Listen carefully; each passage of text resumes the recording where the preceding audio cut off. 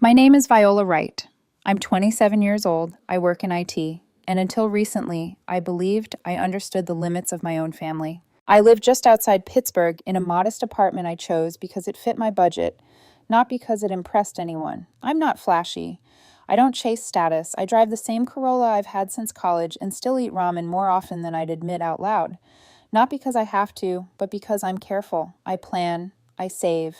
I build safety nets because I learned early that no one was going to build them for me. That's why the $12,000 mattered. It wasn't vacation money. It wasn't luxury money. It was my emergency fund.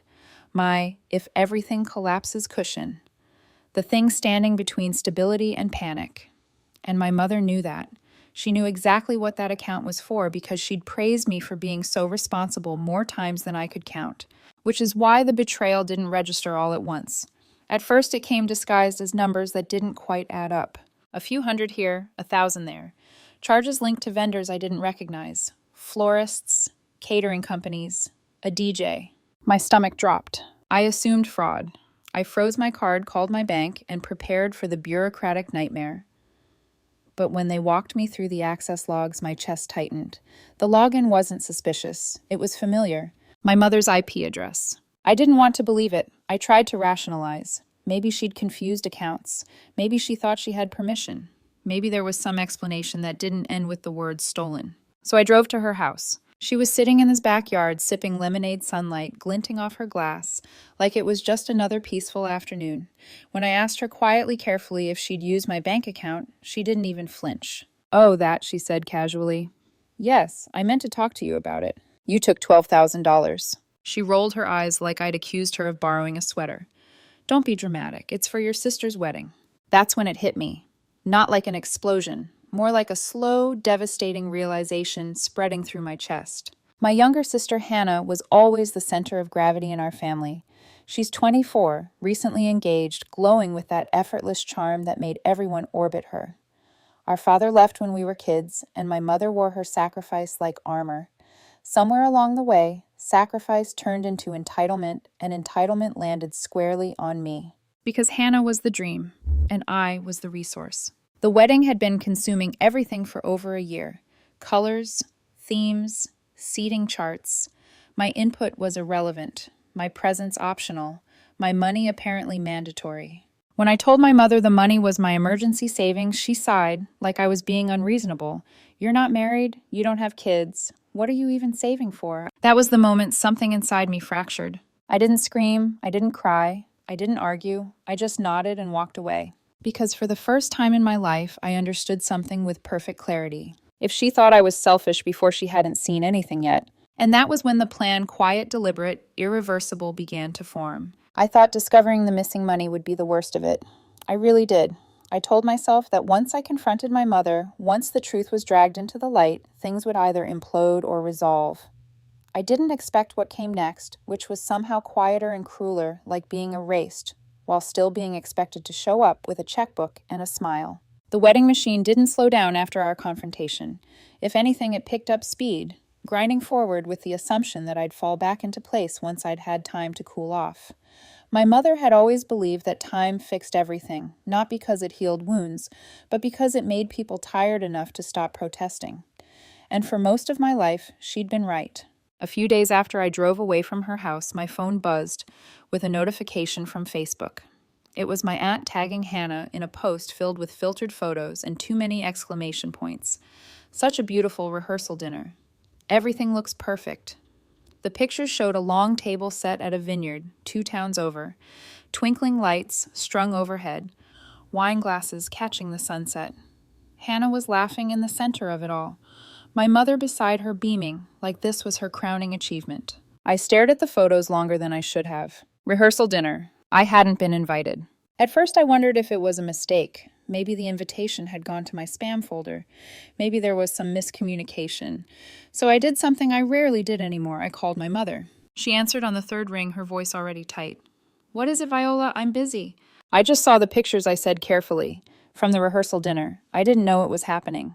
There was a pause, just long enough for her to recalibrate. "Oh, that," she said lightly. "It was just immediate wedding party and close friends. You'll be there on the big day. That's what matters." I closed my eyes. I thought I was part of the wedding party. She laughed sharp and dismissive. Don't be so sensitive. It was a small thing. That phrase again. Don't be so sensitive. The universal eraser. The way she'd always made my feelings the problem instead of her actions. I wanted to argue. I wanted to point out the obvious, that I was good enough to pay, but not good enough to attend. Instead, I swallowed it because decades of conditioning don't disappear overnight. I told myself it didn't matter. It was just one dinner. Then Hannah texted me. Hannah, 2:42 p.m. Hey, can you Venmo the rest for the photographer? Mom said you were covering it. No greeting, no context, just an assumption wrapped in a smiley face. I stared at the message, rereading it until the words felt unreal. The photographer, another expense, another decision made without me, funded by me. I typed back slowly, forcing my hands to stay steady. Did Mom tell you I offered to pay? The reply came almost immediately. Well, she said you had it handled. You know how much we've got going on. A lot going on. Hannah freelanced as a lifestyle blogger, which mostly meant carefully curated photos of coffee cups and handwritten to-do lists. Her fiancé Bradley worked as an account manager at a regional beverage distributor and spoke in buzzwords, like he was constantly rehearsing for a panel discussion. They lived in a downtown loft partially funded by my mother money. She once insisted would be paid back eventually, though none of us believed that for a second. I didn't respond. That night, my phone lit up again. A cousin asking if I was okay, an aunt saying my mother told her I was stressed lately, another message from Hannah, this one sharper. Are you mad? We're so close to the wedding. I set my phone face down on the table and sat there in silence, the hum of the refrigerator, the only sound in my apartment. Something cold and heavy settled in my chest, not anger exactly, more like resignation. The realization that in their story my role had already been written. I was the support beam, the background character, the one who made things happen quietly and disappeared just as quietly when it was convenient. 2 days later, another message came through, this one from my mother. We still need to finalize a few vendor payments. Call me. I didn't. For the first time in my life, I let the silence stretch. I didn't explain myself. I didn't defend my feelings. I just stopped responding. And in that silence, something became painfully clear. They weren't confused. They weren't misunderstanding me. They were choosing not to see me unless money was involved. And that choice hurt more than the theft ever could. Because stealing money is an act of desperation or entitlement. Erasing someone is deliberate. I went to bed that night knowing deep down that whatever this was turning into it was no longer about a wedding. It was about a pattern that had been running my entire life, and the quiet certainty that if I didn't stop it now, it would never stop at all. The invitation came on a Sunday morning, delivered with just enough vagueness to make it sound important. Family brunch at my place. We need to talk. Everyone will be there. It was from my mother. No apology, no acknowledgement of the money, just the implication that this was my chance to fall back into line. I almost didn't go. I stood in my kitchen holding my phone, staring at the message while the coffee machine hissed behind me, and told myself that nothing good ever came from these family talks. They weren't conversations. They were verdicts delivered politely and enforced with guilt. Still, some stubborn part of me, the same part that had shown up to holidays even when I felt unwelcome, whispered that maybe this time would be different. Maybe they were finally ready to explain or apologize. I brought a bottle of orange juice because old habits die hard, because I still showed up like a good daughter even when I was exhausted. The moment I stepped into my mother's house, I knew I'd made a mistake. The dining room looked like a magazine spread. Polished silverware, cloth napkins folded just right, name cards placed with deliberate care. The air smelled like French toast and bacon layered with that overly sweet citrus candle my mother only burned when she wanted things to look perfect from the outside. Everyone was there.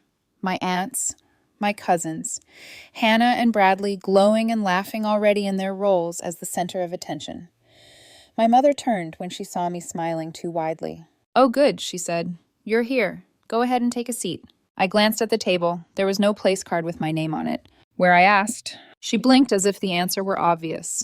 In the living room. I followed her gaze and felt my stomach drop. A folding card table had been set up near the couch, decorated with paper plates and plastic cups. 3 of my younger cousins were already seated there, ages 9 to 14, poking at their waffles and whispering to each other.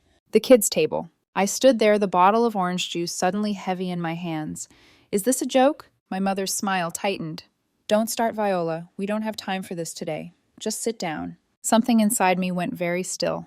You want me to sit with the kids? She sighed like I was embarrassing her.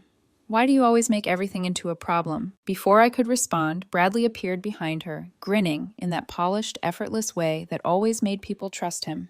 Hey, come on, he said lightly. It's just brunch. No need to be dramatic. I looked at him, then at Hannah, who wouldn't quite meet my eyes. In that moment, I understood exactly where I stood, not just in that room, but in this family, old enough to pay, mature enough to be responsible, but not important enough to be treated like an adult. I set the orange juice down on the counter without a word. I didn't raise my voice. I didn't argue. I just turned around and walked out. As I pulled out of the driveway, my hands shook on the steering wheel. My heart was pounding so loudly I could hear it in my ears. I told myself it wasn't about the table. It wasn't even about the money anymore. It was about the message they'd sent loud and clear. You are not family. You are a resource. That night, I called my boyfriend Marcus. He'd been patient through all of this listening, without interrupting, never pushing me to react a certain way. When I told him what had happened, there was a long pause on the line. They don't get to treat you like that, he said quietly. Not ever. I wanted to believe him, but belief and action are two very different things. Later, I called my best friend from college, Julian. If anyone understood my family dynamics, it was him. I told him everything, the stolen money, the exclusion, the brunch. He let me talk without interrupting, just the occasional muttered, "That's messed up," under his breath. When I finished, there was silence. Then he said something that snapped everything into focus. If this were a business, he said slowly, and they treated you like this, you would have walked out years ago. The words settled into me like a truth I'd been avoiding. He was right. They'd been treating me like a business account, not a daughter, not a sister. And businesses have limits, contracts, boundaries. When those boundaries are crossed, you don't negotiate endlessly. You stop service. That night, lying in bed staring at the ceiling, I realized I was done asking to be seen, done explaining myself, done hoping they'd suddenly treat me differently. I wasn't angry anymore. I was resolved. And for the first time, I understood that walking away didn't mean losing. Sometimes it was the only way to win. The next morning, I sat in my car outside the bank for nearly 10 minutes before I went in. I watched people come and go through the glass doors, parents with toddlers tugging at their hands, retirees moving slowly, a couple, arguing in hushed voices near the ATM. Ordinary lives, ordinary problems. I wondered how many of them were walking around with a quiet betrayal lodged in their chest, pretending everything was fine because confronting it felt too heavy. Eventually, I took a breath and got out of the car. Inside, everything smelled faintly of carpet cleaner and stale coffee. I handed over my ID, explained the situation in clipped factual sentences, and was ushered into a small office where a woman named Erica pulled up my account history. She was tired-looking in the way only people who spend all day dealing with other people's messes can be, but her eyes sharpened as she scrolled. These transactions, she said, pointing at the screen, were authorized through online banking access. Yes, I replied, but not by me. She nodded slowly. Your mother isn't listed on this account. The words landed with more weight than I expected. She doesn't have legal access, I asked. No, Erica said plainly. None. If you wanted to pursue this as fraud, you could. I didn't answer right away. I stared at the screen at the neat rows of numbers that told a story my family had spent years trying to blur. This wasn't a misunderstanding. It wasn't gray. It was black and white. I'm not sure I want to press charges, I said finally, but I need control back. Erica nodded again, as if she'd heard that exact sentence 100 times. That's understandable. She helped me lock down my account new passwords, two-factor authentication, frozen access. As she did, something else popped up on the screen and her brow furrowed. There's a scheduled transfer here, she said. $3,000. Set for Thursday. My stomach dropped. That wasn't me. I assumed as much, she replied. It's pending. We can cancel it. Please, I said, my voice steadier than I felt. When she clicked the button and the transfer disappeared, a strange calm washed over me. Not relief, more like clarity. Because if I hadn't caught this, she would have kept going. There would always be another vendor, another excuse, another justification. Before I left, Erica hesitated. There's one more thing, she said. Some of these payments list you as the primary payer. That means your name is attached to the vendor accounts. My pulse quickened. What does that mean? It means, she said carefully, you're financially responsible. But it also means you have authority. Authority. The word echoed in my head as I walked back to my car. Authority wasn't something I associated with my family. I'd been trained to defer to smooth things over, to absorb discomfort so others wouldn't have to. But according to the bank, according to the documents, I wasn't just the wallet. I was the client. I sat behind the wheel, gripping it tightly, and let that sink in. At home, I pulled up my email and searched for anything related to the wedding. Contracts, receipts, confirmations I'd barely skimmed months ago because I trusted the people asking me to sign them.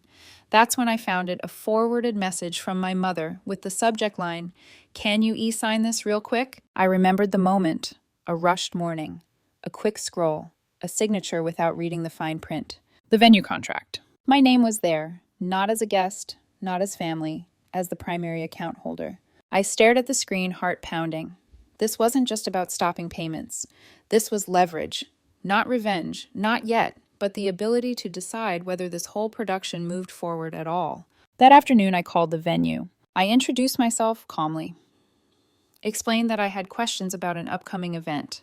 The coordinator pulled up the file and confirmed it my name, my email, my payment history. If the final balance isn't paid, I asked carefully what happens. There was a pause. "We allow a 3-day grace period," she said. "After that, the event is canceled and the date is released." The grace period ended 3 days before the wedding. I thanked her and hung up my hands, shaking not from fear, but from the realization that the power dynamic had shifted completely. They thought I was passive, predictable, that I'd cave at the last minute because I always did. They were wrong. That night, I didn't sleep much. I sat on my bed with my laptop open, bank statements glowing in the dark, and made a decision that felt terrifying and liberating all at once.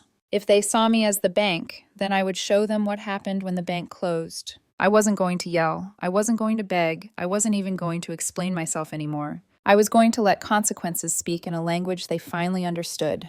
I wasn't supposed to be there. I knew that before I even got out of the car.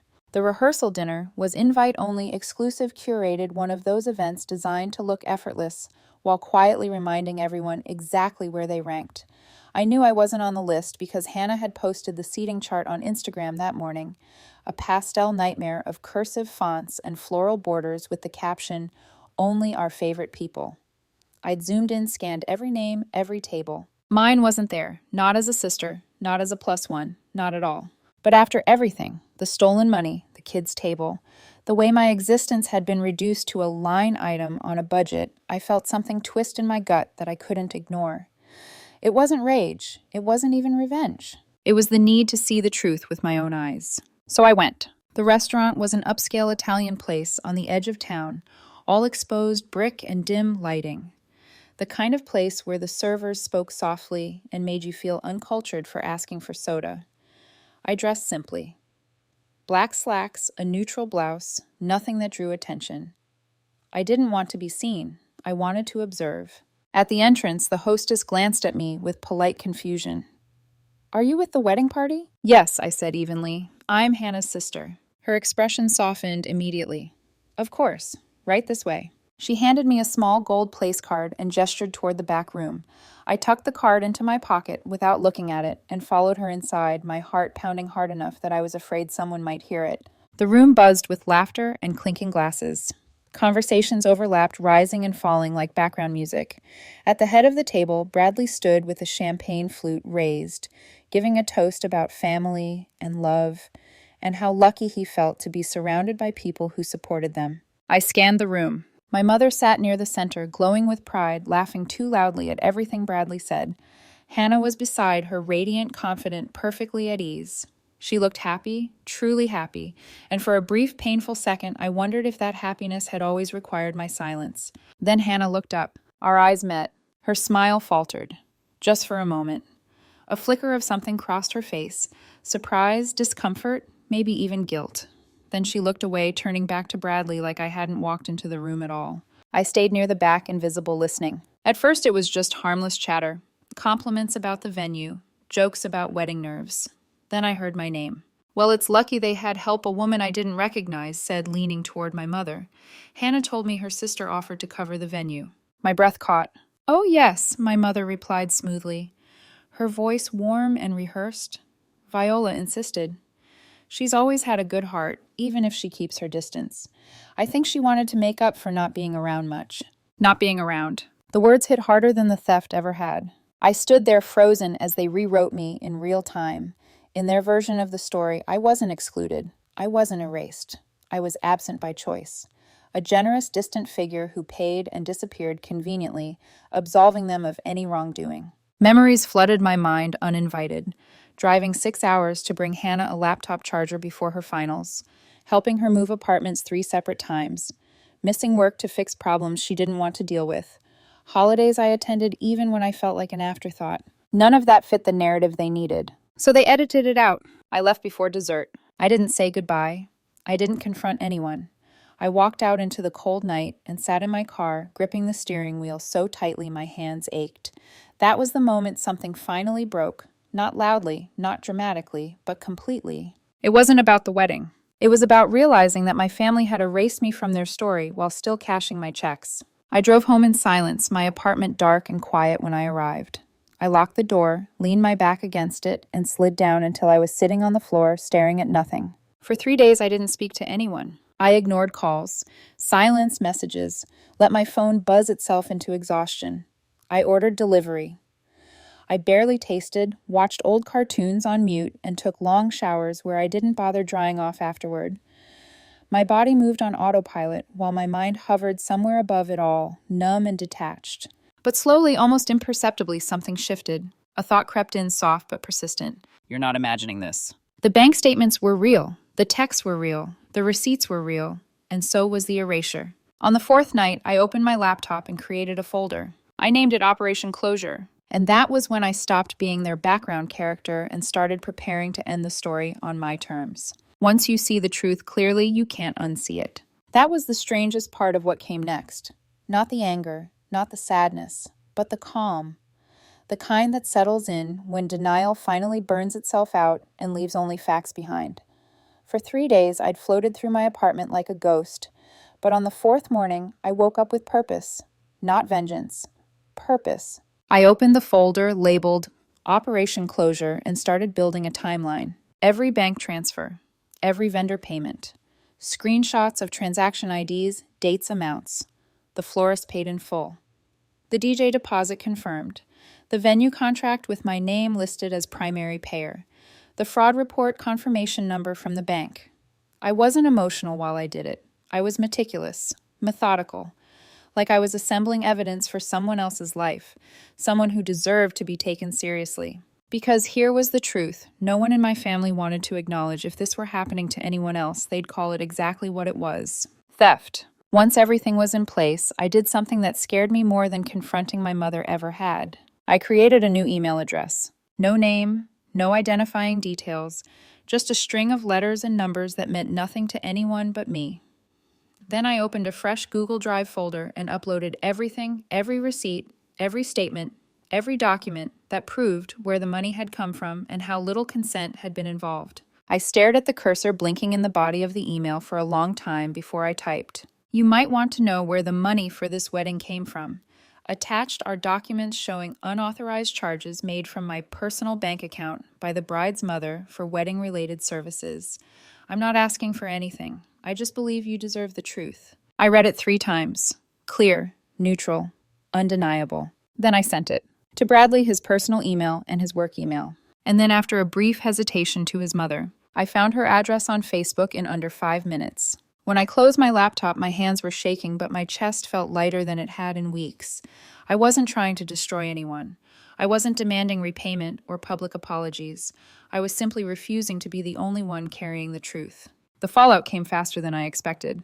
The next morning, my phone lit up with a message from Hannah. Hannah, 8:41 a.m. What the hell did you do? I stared at it, then set my phone down without responding. Seconds later, it rang. I let it go to voicemail. It rang again. And again. On the 4th call, I picked up. Did you send Bradley my bank statements? She hissed, her voice tight and furious. Did I send him documentation? I replied calmly. Yes. Are you insane? She snapped. You're trying to ruin my wedding. No, I said evenly. I'm trying to stop being used. There was a sharp inhale on the other end of the line. You don't understand how much stress Mom's been under. That almost made me laugh. She stole from me, Hannah, I said. I'm done pretending that's okay. You could have just talked to us. I tried, I replied. Remember brunch? when you let me eat waffles with the 9-year-olds. Silence. I'm not your wallet, I added quietly. I'm your sister. Her voice hardened. You're not even the maid of honor anymore. Perfect, I said and hung up. For a moment, I thought that would be the end of it. Accusations, anger, silence, the usual cycle. But then something unexpected happened. Bradley called. I almost didn't answer. Curiosity won. I didn't know he said the moment I picked up his voice low and unsteady. I swear to you, Viola, I didn't know. Your mom told me everything was covered, but she made it sound like she'd taken out a loan. I had no idea it was coming from you. I didn't interrupt. I talked to my parents, he continued. We're trying to figure out if we can cover the rest of the venue, but I wanted to say I'm sorry. That's messed up. And honestly, I respect you for standing up for yourself. The apology caught me off guard, not because I didn't want it, but because it sounded real. Thank you, I said after a pause. That means more than you know. When the call ended, I sat on my couch staring at the blank TV screen, heart racing.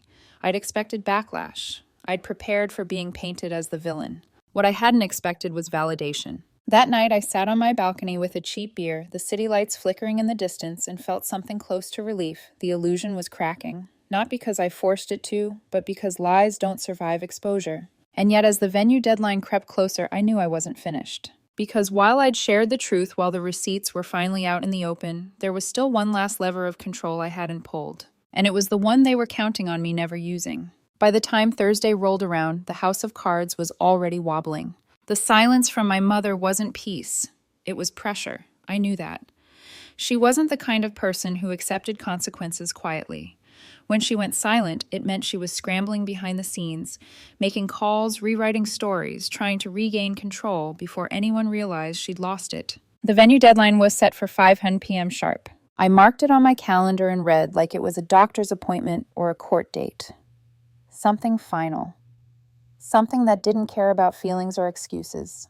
Money in or cancellation out. That morning, I went to work like everything was normal. I answered emails, joined meetings, took notes. My boss even commented that I seemed more focused than usual, which almost made me smile. There was something grounding about knowing exactly where I stood for once. No guessing, no hoping people would change. At noon, I got a text from an unknown number. Please call me. I knew it was my mother before I even checked the voicemail that followed. Viola, her voice said, clipped and sharp. You've gone too far. Call me back. I didn't. At 3:17 p.m., another message came through. This one from Hannah. Bradley's parents are freaking out. What do you want? I set my phone face down on my desk. At 4:42 p.m., I received an email from the venue coordinator confirming that the balance was still outstanding. Polite, professional, impersonal.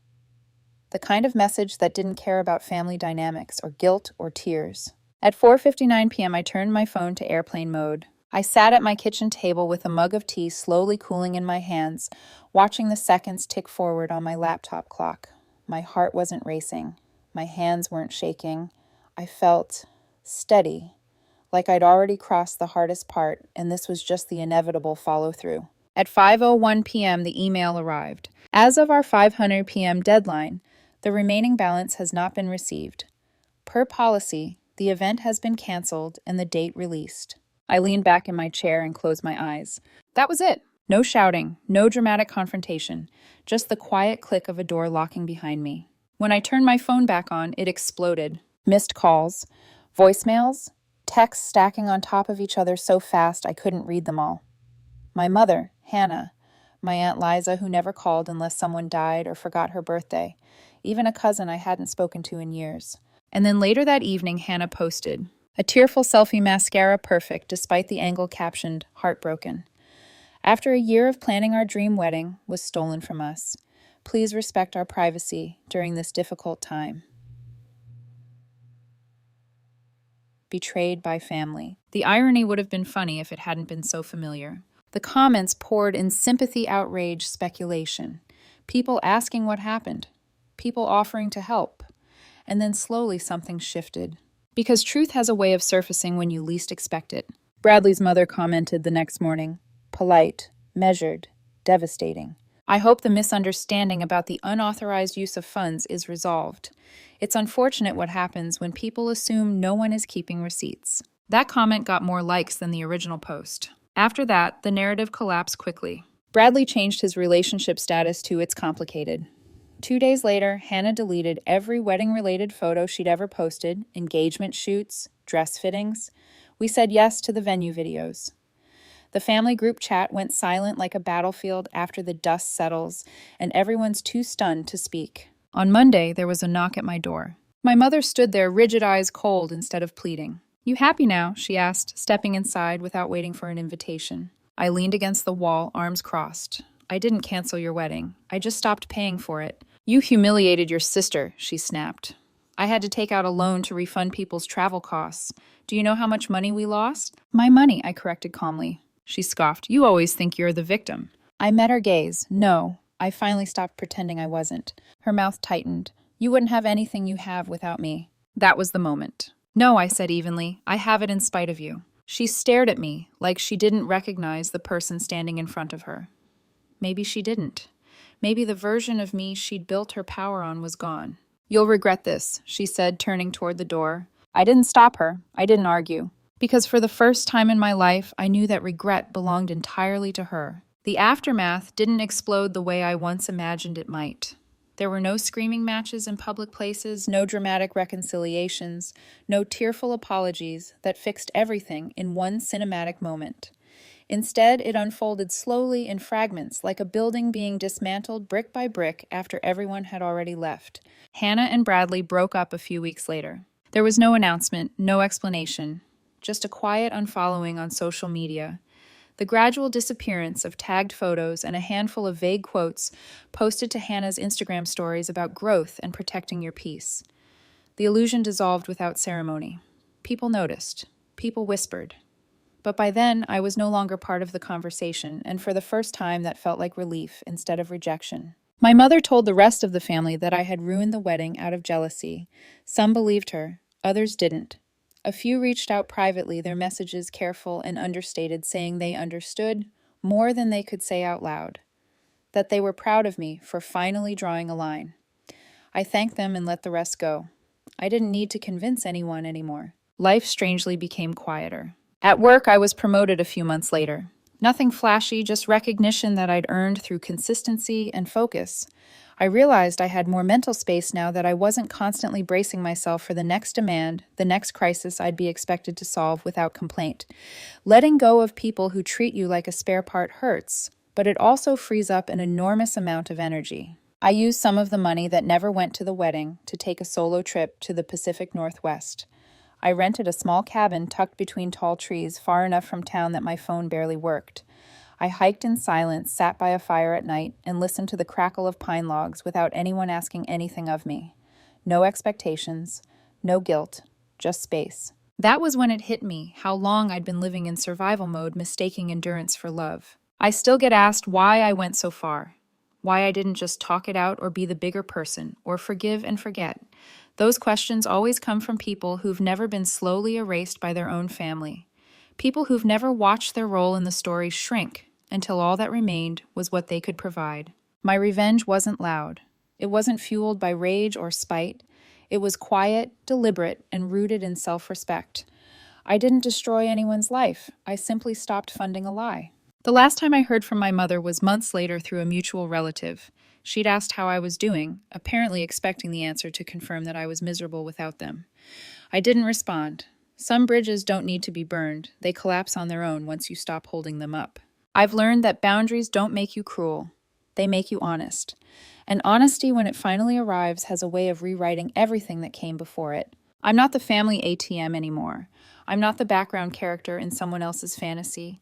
I'm just a woman who closed an account that should never have been open in the first place. The bank is closed.